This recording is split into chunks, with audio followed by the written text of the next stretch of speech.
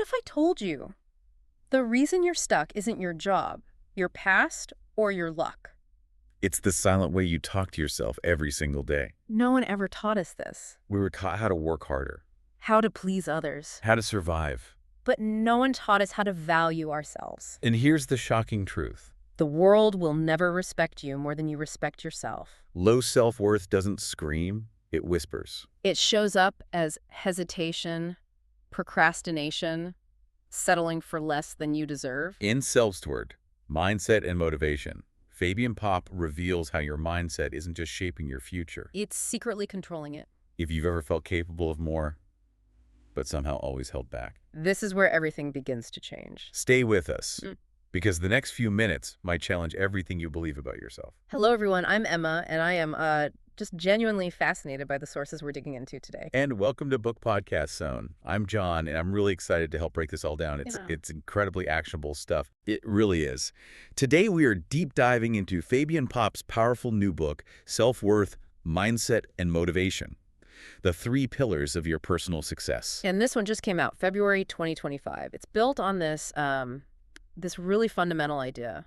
Right, that all the external success, your career, your relationships, even your finances, it can only really last if your internal architecture is sound. Exactly. And the beauty of Popp's work, I think, is that it offers a kind of shortcut.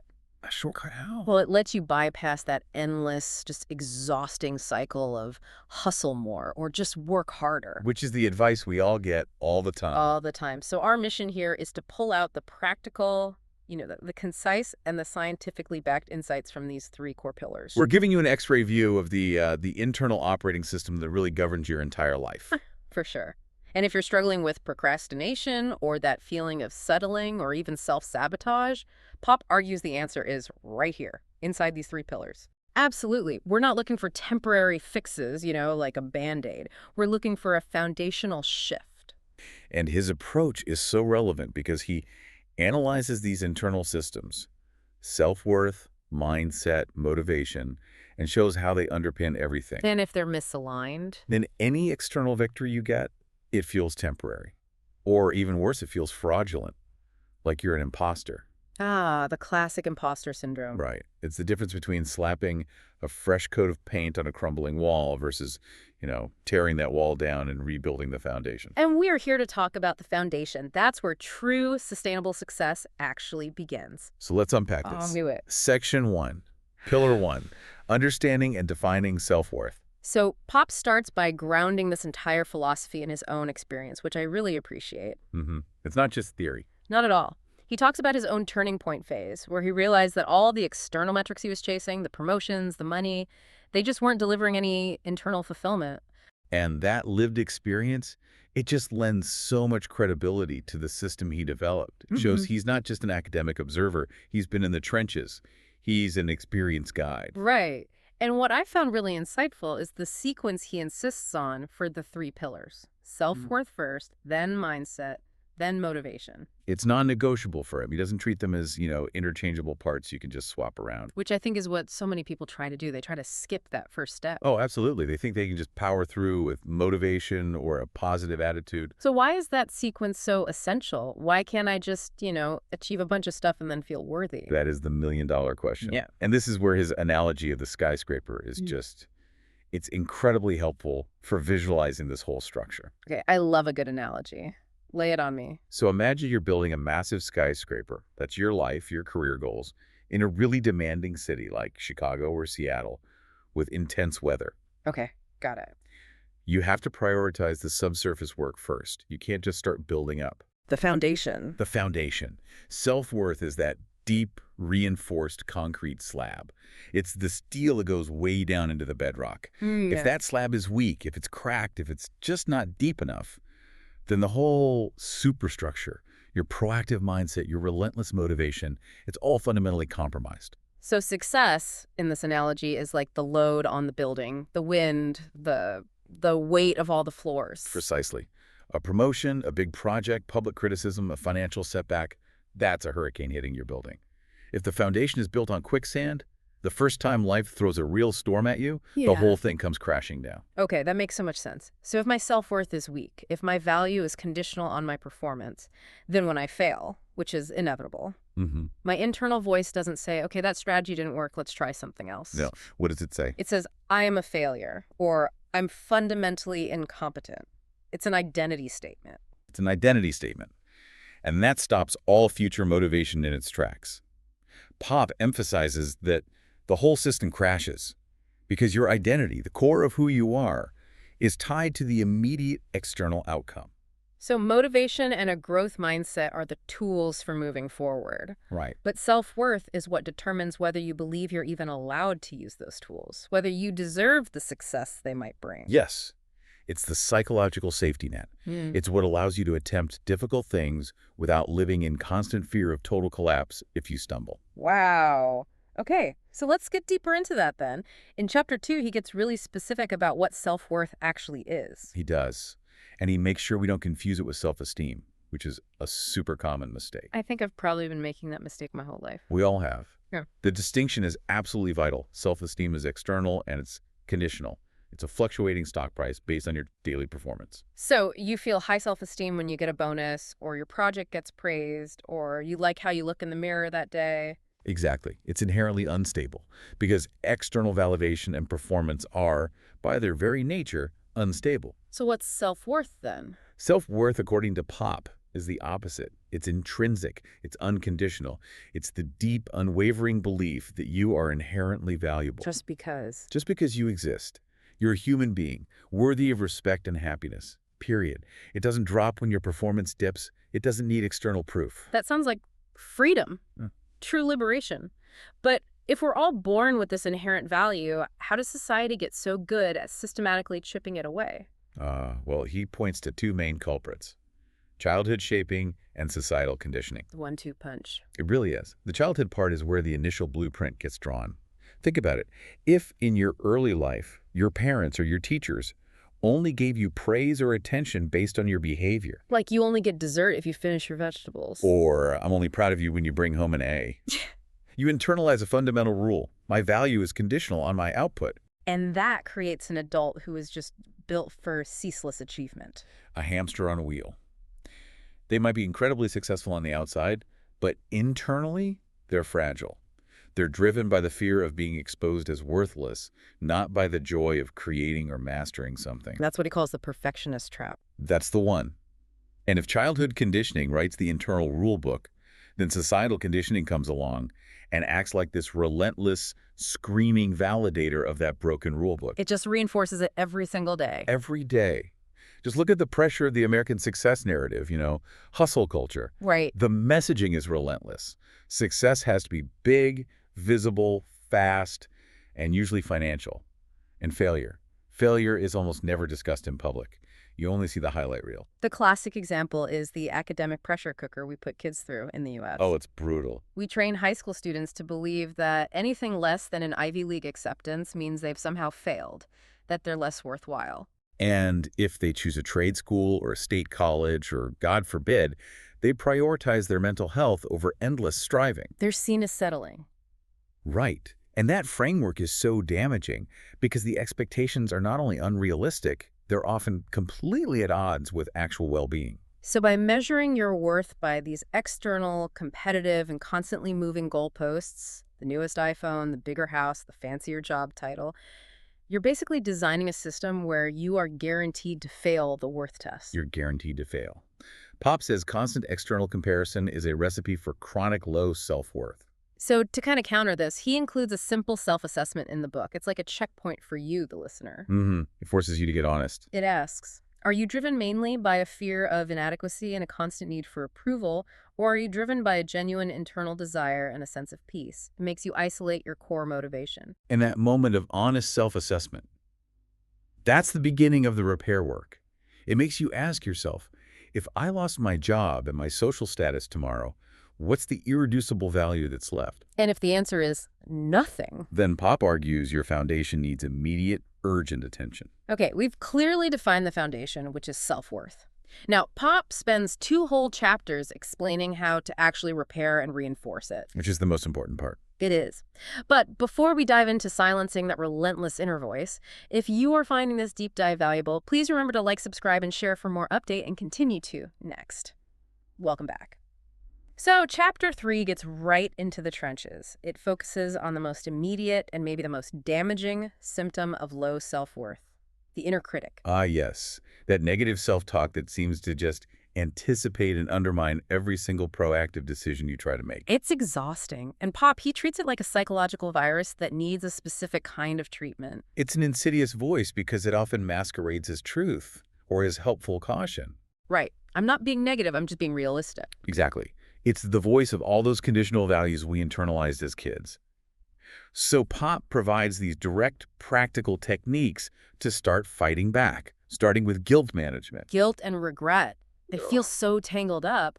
How does he advise managing guilt so it can still be a moral compass without, becoming a self-destructive weapon? He argues that we have to fundamentally redefine our relationship with making mistakes. Okay. So productive regret focuses on the action. It says, I made a mistake. How do I analyze this data and apply a fix so it doesn't happen again? That sounds healthy. It is. But destructive guilt, which is what the inner critic loves, focuses on the identity.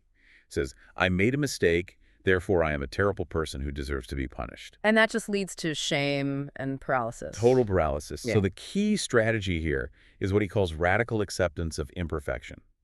A mistake is just data. It is not a definition of who you are. You have to create a psychological firewall between the action and your core worth. That separation. It sounds simple, but it's so hard to do in the moment, especially for perfectionists. It takes practice. So much practice. But that leads to his next point, which is the comparison trap. But the thing social media basically perfected and monetized. You said it. It's everywhere. And Pop says we have to actively, consciously fight it. Because it's a game you can't win. It is psychologically unwinnable. His techniques for neutralizing it are all built on recognizing the inherent cognitive distortion at play. What do you mean by that? Well, when you compare your life to a colleague who just got a massive promotion, you're not seeing the full picture. Right. You aren't comparing their 60 hours of stress a week, their family tensions, their own chronic self-doubt to your life. You're comparing their single curated success story to your entire complex, messy internal reality. It's the modern digital version of keeping up with the Joneses in the American suburbs. Exactly. Except now, the Joneses are a million perfectly curated profiles from all over the globe. You're comparing your entire unedited director's cut of your life to everyone else's 2-minute, high-budget movie trailer. That's a perfect way to put it.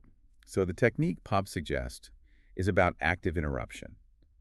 The moment that thought arises, look how successful they are, I'm such a failure, you have to pause. And do what? You immediately list 2 things you achieved today that align with your personal values, not with external metrics. So it brings the focus back to your own journey. It grounds you in your intrinsic path. Yeah. Because if you are intrinsically worthy, then someone else's success poses 0 threat to your value. It exists alongside yours. The ultimate goal then is to shift the inner dialogue itself, moving beyond just, squashing the negative and towards actively creating a new functional internal language. Yes, and it's really important to stress the realism here.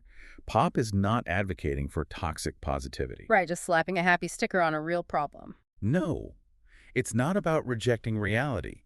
It's about functional rewiring. So if your inner critic says, I'm always late, I can never manage my time, your brain is going to reject a huge leap like, I am a hyper-organized time management genius. Because it's just not believable. It's not believable. Yeah. So you shift to a neutral, process-oriented statement instead. Let's do that live exercise again, but maybe focus on a work context that a lot of our listeners might deal with. Okay, good idea.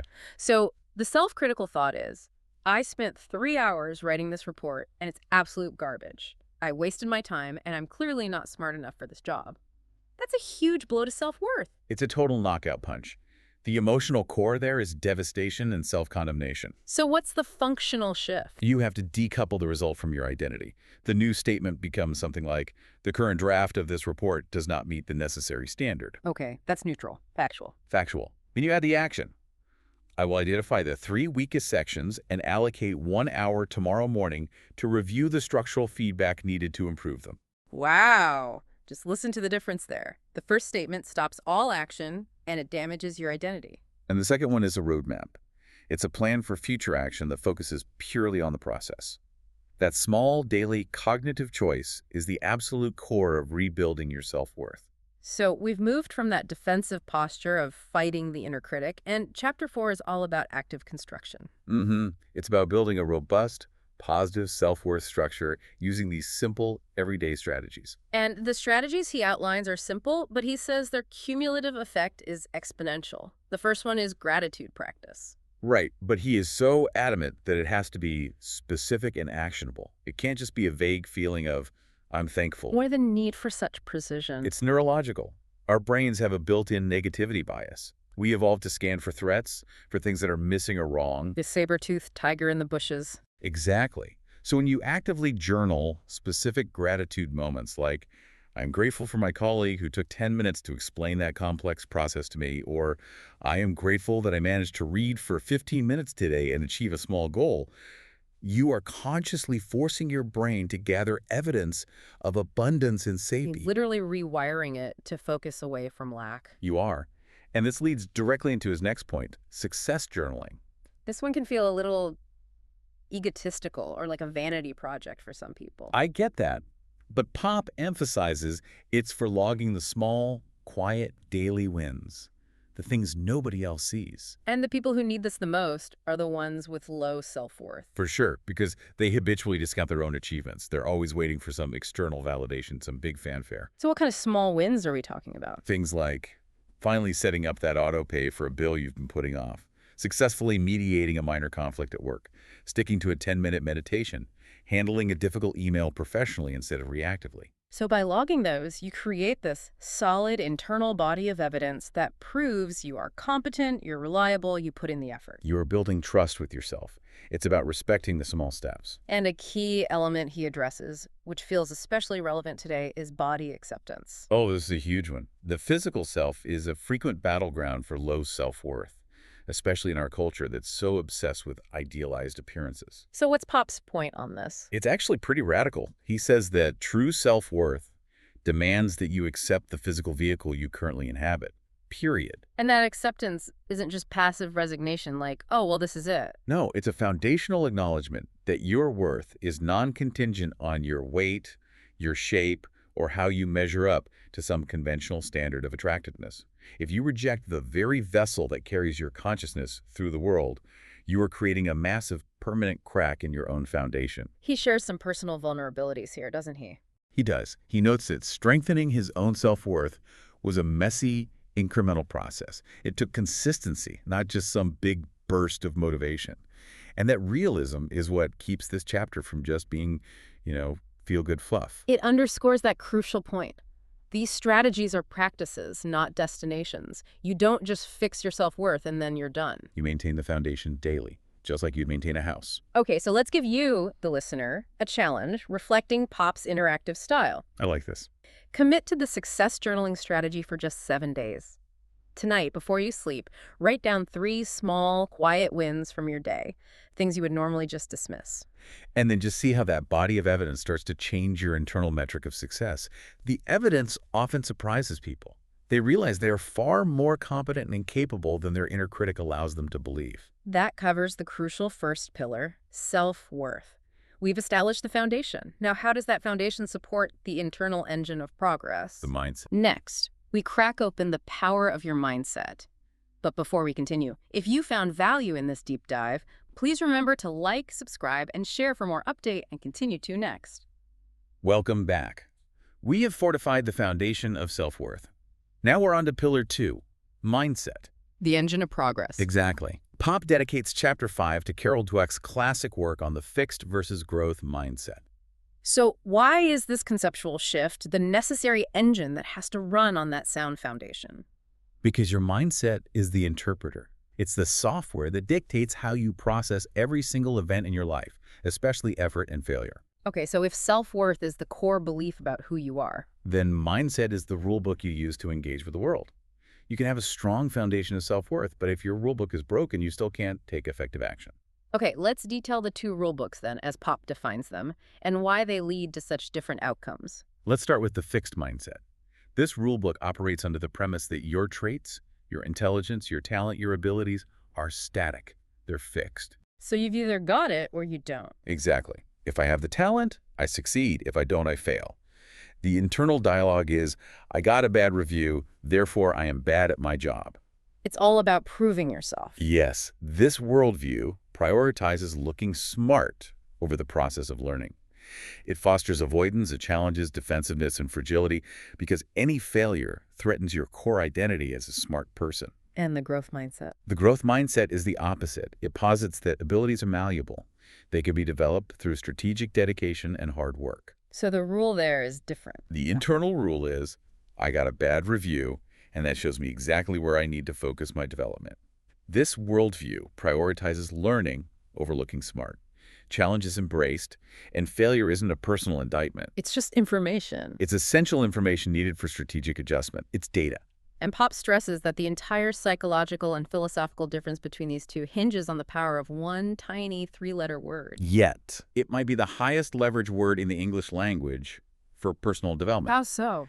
Changing the statement, I can't figure out this new software, to I can't figure out this new software yet, it instantly transforms the entire experience. It goes from a final verdict on your incompetence to a temporary status update. Yeah. It removes the threat to your ego. Yeah. And it reframes the effort as just a necessary part of the timeline rather than proof that you're inadequate. Let's connect this to the U.S. professional world. You see this contrast in company cultures all the time. Oh, constantly. Imagine two managers facing a new technological disruption that makes their old skill set obsolete. Okay. The fixed mindset manager panics. They feel deeply threatened. They resist the new technology. They blame the system. They might even try to sabotage the implementation. Why? Because if they can't master it immediately, their identity as a competent leader is at risk. Yeah. So they avoid the challenge altogether. And the growth mindset manager. The growth mindset manager sees the disruption as a puzzle. They might say, okay, this is complex, but I'm excited to delegate and learn alongside my team. Yeah. They view the learning curve as necessary friction, as part of the job. And more U.S. companies are realizing that promoting a growth mindset isn't just some feel-good HR exercise. No, it's a survival mechanism. It's essential in rapidly changing industries. But I want to push back a little here. Doesn't this run the risk of oversimplification? I mean, if I truly have been performing poorly because I lack a skill, should I just ignore that reality? That's a necessary and important question. Pop doesn't suggest denial at all. The growth mindset is based on effort, but that effort has to be strategic. So it's not just about trying harder at the same broken strategy. Not at all. Dweck's research, which is based on detailed studies of students and professionals, shows that people with a growth mindset don't just feel better.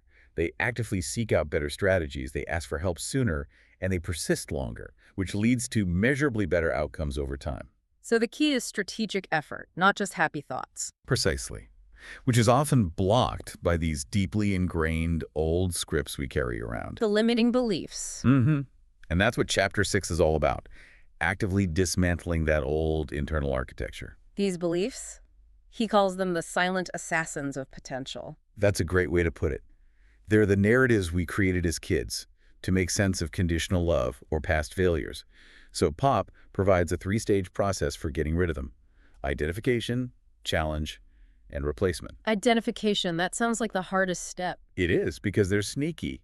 Limiting beliefs usually surface right when you're about to take a major action, and they provide the perfect internal excuse for you to procrastinate. So what do they sound like? They sound like, I'm not extroverted enough to be a good networker, or I always mess up anything related to money, or real success is only for people who come from a different background than I do.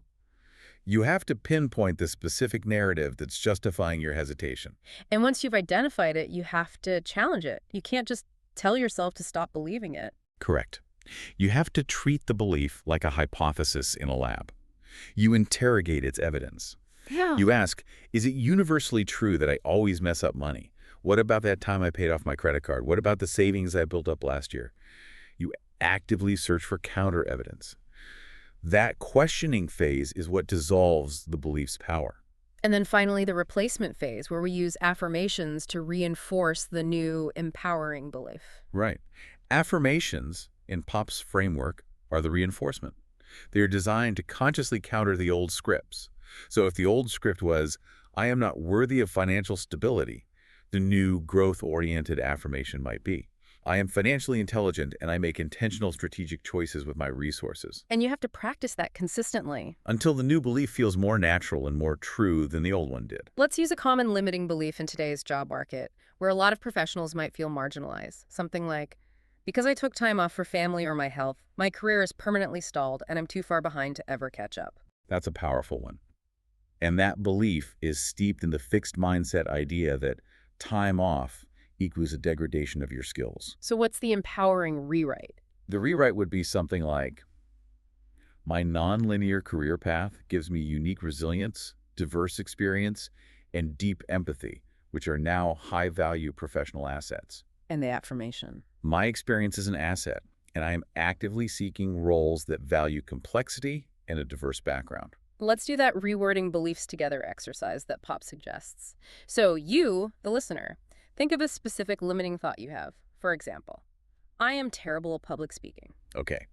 That thought is a statement of identity, and it's final. It's a verdict. So how do we shift it? The powerful affirmation shifts it to effort and process. It becomes, public speaking is a trainable skill, and I am actively committed to mastering effective delivery through consistent practice and seeking out feedback. That is a massive step away from paralyzing self-judgment. And a huge step into actionable strategy. That's the engine of change mindset. But, life doesn't stop throwing curveballs. The third pillar requires us to know how to bounce back when stress hits hard. And it always does. More on building resilience after you. Like, subscribe, and share for more update, and continue to next. Welcome back. We're now in Chapter 7, Mental Strength in Daily Life, and this chapter addresses the inevitable reality that success is just not a straight line. Not even close. Setbacks, failures, high stress, they are a guaranteed part of the journey. No. So this chapter is all about transforming how we react to them to make sure the structure we so carefully built doesn't just crumble. And mental strength, he says, is the discipline that connects self-worth and mindset. Exactly. It's what keeps that growth mindset running when your emotional brain is just screaming, run away, this is a disaster. Yeah. So Pop details 2 crucial techniques for developing this kind of resilience. What's the first one? The first is reframing. This is the conscious, deliberate ability to change the interpretation of an event. So when a project gets rejected, the fixed mindset immediately sees proof of my unworthiness. Right. I knew I couldn't do it. Reframing forces your conscious mind to see proof of learning. It's like an act of mental judo. You use the weight and momentum of the failure to propel you forward, not to pull you down. Can you give us a practical internal script for that? Let's say I missed a major deadline, my boss is disappointed, and I just feel that hot flood of shame washing over me. Okay. The immediate fixed mindset thought is, I am irresponsible. I let everyone down. I'm never going to get a big project again. Sounds familiar. The reframing script has to be analytical. It has to be unemotional, it sounds like. I missed the deadline, which caused a negative outcome. I now need to analyze the 3 specific bottlenecks that led to this delay. Was it lack of resources? Poor planning? Overcommitment? And Then I will communicate the recovery plan to my boss and build systems to ensure this specific error is avoided next time. The key is that shift from who I am to what I will do. Okay, that makes sense. And the second technique he stresses is mindfulness. How does grounding myself in the present moment help me handle a massive failure? Because failure and stress often trigger catastrophic thinking. We project past mistakes onto all future outcomes. This one thing went wrong, so everything will always go wrong. Yes. Mindfulness is the discipline of emotional non-reactivity. Grounding techniques like focusing on your breath, or the sounds in the room, or the feeling of your feet on the floor, they reduce the intensity of that emotional flood, the fight-or-flight response. So it creates a pause. It creates a vital window of opportunity for the analytical, growth-oriented part of your brain to kick in before the emotional panic completely takes over. Right. You create space between the stimulus, the failure, and your response, which is usually self-condemnation. Pop also makes a really strong case for sharing failure stories. Why is normalizing imperfections so critical for building resilience? Because the myth of effortless overnight success is so isolating. It makes people feel like they're the only ones struggling. When high-profile people openly talk about their business bankruptcies or their career false starts or personal struggles, it makes the journey feel attainable for everyone else. It shows that failure is actually a prerequisite for high achievement, not its opposite. So resilience isn't about avoiding the punch. Not at all. It's about knowing you can take the punch, get knocked down, and still get back up. I think the powerful, culturally relevant historical example of Thomas Edison and the light bulb is a perfect illustration of this. Oh, it's a masterclass in applied reframing. Edison's story, which is so celebrated in the U.S., is all about resilience. The fixed mindset would have looked at thousands of failed experiments as a monumental waste of time. And definitive proof that the goal was impossible. Right. The emotional drain alone would be crippling for most people. But his famous statement, which everyone quotes, completely transformed that reality. He said, "I have not failed." I've just found 10,000 ways that won't work. That is the growth mindset in action. It is. He consciously chose to reinterpret every single burned-out filament, every short circuit, not as a loss, but as a success. It was a definitive piece of data that narrowed the field of possibilities for him. And that reinterpretation changes the emotional experience of the process itself. Which allows for persistence. Yeah. That ability to redefine struggle as progress is the absolute engine of mental strength. We've built the foundation with self-worth, and we've established the blueprint with mindset. So now, how do we get the sustained energy to actually execute that blueprint? Pillar 3, motivation. We turn to motivation. But before we dive into the science of drive, please remember to like, subscribe, and share for more update and continue to next. Welcome back to Pillar 3, motivation. This is where Pop really grounds his advice in hard science, explaining why that initial burst of energy you get for a new project or a New Year's resolution always seems to just vanish. It feels like a magic trick. The volatility of motivation, he says, stems from relying way too heavily on the wrong kind of drive. So he makes this essential distinction between extrinsic and intrinsic motivation. Okay, let's break those down. Extrinsic motivation is, as we've touched on, external. It's the drive for rewards, for status, or to avoid punishment. It's powerful, for sure. It gets you out the door to work in the morning. But it's fundamentally brittle. It relies on a constantly increasing external stimulus. If you get a bonus this year, you need a bigger bonus next year to feel the same level of motivation. It's an addiction. And intrinsic motivation, on the other hand, is the sustainable engine. That's the one. Intrinsic drive comes from internal satisfaction, from a sense of mastery, autonomy, purpose, or just the sheer enjoyment of the process itself. You're doing the task because it aligns with your values. Not because someone is dangling a carrot in front of you. Pop emphasizes that long-term success requires you to actively structure your life to maximize those intrinsic rewards. He also ties this directly into the role of dopamine, and he moves beyond that simple pleasure chemical definition that we all hear. Which is so important. Dopamine is actually the seeking chemical. It drives anticipation. It drives wanting. When you're working on a task, dopamine spikes during the pursuit, which is what motivates you to start and to continue. So the reward itself, the liking part, that's different. That's often handled by different chemicals, like endorphins. So Pop argues that the key to sustainable motivation is structuring your goals so that the process of pursuit itself, the small wins, the feeling of getting into a flow state, provides you with regular, minor dopamine hits. So if you only wait for the final, massive reward at the very end, the gap is too long. The dopamine dips, and your motivation completely stalls out. And that's the core of the motivation cycle he outlines. Understanding that cycle normalizes the dips. Yes. When your motivation fades, it's not a personal failing or a moral lapse on your part. It's a neurological dip that requires you to rely on your systems and your discipline, not your feelings. It relieves that pressure to feel on and excited all the time. Resilience isn't about constant high motivation.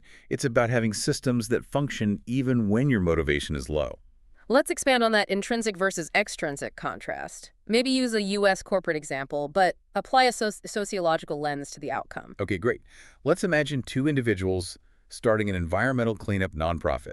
We'll call them Sarah and David. Okay. Sarah is purely extrinsically motivated. She wants the public accolades, the high-profile awards, the massive government grants. That's her fuel. And David? David is intrinsically motivated. He genuinely values conservation, and he finds deep satisfaction in the process of developing effective, on-the-ground cleanup methods. He loves solving the puzzle. So what happens when a big grant falls through or a public relations crisis hits? Sarah, who is driven by that external validation, is devastated. She might even quit, feeling like all her efforts were a waste because the reward disappeared. But David, driven by his core values, he remains resilient. His effort doesn't diminish just because the external reward went away. His internal measure of success, which is mastery and service, is still being met. even if the external metric of grant money is lost. And that moves us seamlessly into Chapter 9, which shifts the focus from the hype of short-term motivation. To the quiet, long-term power of discipline and building good systems. Exactly. Pop defines discipline not as punishment or self-flagellation, but as the consistent application of small, automated behaviors. Because willpower is finite. It's a finite resource. But systems are the engine of infinite consistency. So he lays out 3 critical system-building strategies. What's the first one? First, goal setting has to be integrated with the other 2 pillars.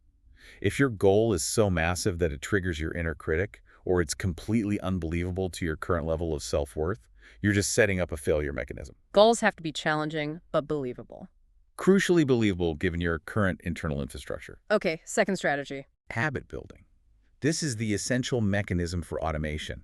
You have to make the desired action so small that your resistance to it is minimized. This sounds a lot like the work of people like James Clear. Very aligned with behavioral science. Pop emphasizes making habits small, obvious, easy, and satisfying. So instead of resolving to write a novel, which relies on a massive, unsustainable spike of willpower. You automate the habit. Right. I will write 1 sentence on my laptop right after I brush my teeth. That 1% change reduces the emotional cost of starting the task to almost 0. It's all about building momentum, not relying on these marathon sessions of willpower. And the third strategy involves structuring your reward systems carefully. Very carefully. The reward has to reinforce the positive habit, but without undermining the intrinsic motivation you're trying to build. Oh, it's a fine line. It is. The reward should be a celebratory acknowledgement of your discipline, not the only reason you did the action. For instance, if you finish your difficult 30 minutes of deep work, the reward might be playing a video game for 15 minutes. So the reward follows the process, reinforcing the habit loop. But the primary satisfaction should still come from the sense of mastery you achieved during the deep work itself. Now, the single most impactful concept in this chapter, which really counters that American cultural tendency toward dramatic overnight transformation, is the 1% rule. We have to spend some time on this.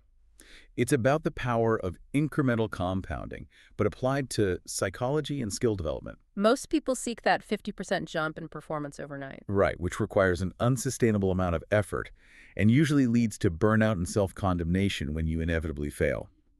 Pop says consistency always wins over intensity. And mathematically, the difference is just staggering. It's insane. If you focus on getting just 1% better every day or even just every work week, the compounding effect means you are 37 times better by the end of the year. And that small, achievable change, it doesn't trigger the self-sabotage alarms. It feels non-threatening to your inner critic and your fixed mindset. But the long-term impact is exponential growth.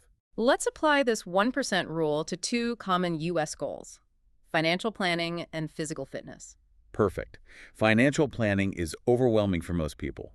If the big goal is save enough for a down payment on a house, the 1% rule says your habit is, I will spend 5 minutes every Sunday evening reviewing my budget, and I will automate a $10 transfer into my savings account. Just $10. That consistency, even with a minuscule amount, builds psychological certainty and proof of competence far better than trying to save $1,000 one month and then 0 for the next 3. Okay, and for fitness? Instead of resolving to go to the gym for 2 hours 5 times a week, which most people quit by February. Guilty. The 1% rule suggests I will do 10 push-ups and 10 sit-ups immediately after I get out of bed in the morning. It's so small you can't say no to it, but that consistency automates the identity of I am an active person. And that identity change is what eventually drives the larger efforts. That small, achievable victory is the fuel for the intrinsic motivation cycle. You get that small dopamine hit of success, which makes you want to start the next 1% increment. And finally, a really practical tool he suggests for immediate implementation: creating a motivation playlist. Yeah, this is a great little hack. Music is an immediate external cue that can bypass a lot of mental friction. So you have a specific, curated playlist that you only play when you are about to start your deep work or your 1% habit. Your brain very quickly associates that music with focus and productive energy. It's a simple way to trigger the intrinsic drive when discipline is what's really required. We've covered all 3 pillars individually: self-worth, mindset, and motivation. The true power, though, as he says, is in the synthesis. How they all work together. Before we put it all together in a structured plan, please remember to like, subscribe, and share for more update and continue to next. Welcome back for our final section. We have reached the apex of Pop's framework, integration. Putting it all together. Chapter 10 stresses that these three pillars have to operate in harmony. Possessing a strong foundation of self-worth is kind of useless if you don't use the right tools, mindset, and motivation to build upon it. This interdependence is the core insight of the whole book, I think. Yeah. As we've been discussing, a high-performing motivation system will just burn out if a fixed mindset interprets any negative feedback as catastrophic failure. And similarly, the ability to reframe failure from a mindset perspective is impossible if your deep-seated low self-worth convinces you that you don't even deserve the opportunity to try again. The integrated loop is this. Self-worth provides the unconditional belief in your right to pursue your goals. Right. The permission slip. The permission slip. Yeah. Mindset provides the flexible, resilient strategy for navigating the obstacles you'll inevitably face. And motivation. Motivation provides the consistent, incremental energy to sustain the effort over the long haul. So Pop's mechanism for forcing this integration is the 30-day plan. This is the structure that moves you, the listener, from just conceptual understanding to active systemic application. The 30-day plan is so critical because it forces consistency. And it's not a goal achievement plan, it's a habit integration plan. What's the difference? The goal isn't to, say, lose 10 pounds in 30 days. The goal is to build the identity of a resilient, worthy, growth-oriented person by practicing the associated habits every single day. Can you detail what a daily task in that plan might look like just to show the synergy? Sure. A single day's task might be something like this. Start the day by journaling 3 things you are grateful for, explicitly focusing on your internal qualities or small efforts you made yesterday. That's pillar 1, self-worth. Okay. Then when you feel resistance hit during a challenging task at work, use the yet shift to identify the specific learning that's required. That's pillar 2, mindset. Got it. And then immediately afterwards, perform your 1% habit for 5 minutes. And that's pillar 3, motivation. This structure ensures that no single pillar is neglected, and the consistency builds all 3 mental muscles at the same time. And the focus has to always be on consistency over perfection. Always. If you miss a day, you don't throw in the towel and start over from day 1. That's the old fixed mindset way. So what do? You just start where you are the next day. This honors the self-worth foundation by treating imperfection as a natural occurrence, not as a moral failure that invalidates all your previous effort. The 30-day plan creates a kind of crucible for identifying and dissolving those old resistance patterns that are guaranteed to resurface when you try to change. Precisely. We should definitely dedicate some future deep dives to tackling that 30-day challenge itself. Reinforce that integration is an active, ongoing process. That's a great idea. And that leads us to Chapter 11, which provides Pop's final reflection on this long-term journey. Right. He acknowledges that the biggest challenge is maintaining momentum after the initial excitement of the transformation fades. The principles are simple, but the practice is hard, especially when the novelty wears off. Consistency is the quiet currency of success. It is, and it requires vigilance. You have to consciously defend your new self-worth and mindset from external criticism and from the resurfacing of your old limiting beliefs. And that defense requires constant application of the tools we've discussed. Gratitude, reframing, the 1% rule, they're your daily maintenance routine. And the final, really powerful step he talks about is vision casting. Actively writing your own new chapter. This is the ultimate payoff for building all this internal infrastructure. How does that work? When you truly believe you are worthy pillar 1, and you know your abilities are flexible and can grow pillar 2, then your vision for your future is no longer constrained by the fear of failure or by societal limitations. You define your future based on your genuine potential and your deeply held intrinsic values. Exactly. Pop urges listeners to write a detailed narrative of the person they are building the infrastructure to become. And that brings us to a strong call to action for everyone listening. We've given you the roadmap, the toolkit, and the architecture. The next step is moving from passive listening to active implementation of these tools, starting right now. Start that 1% habit today. Don't wait.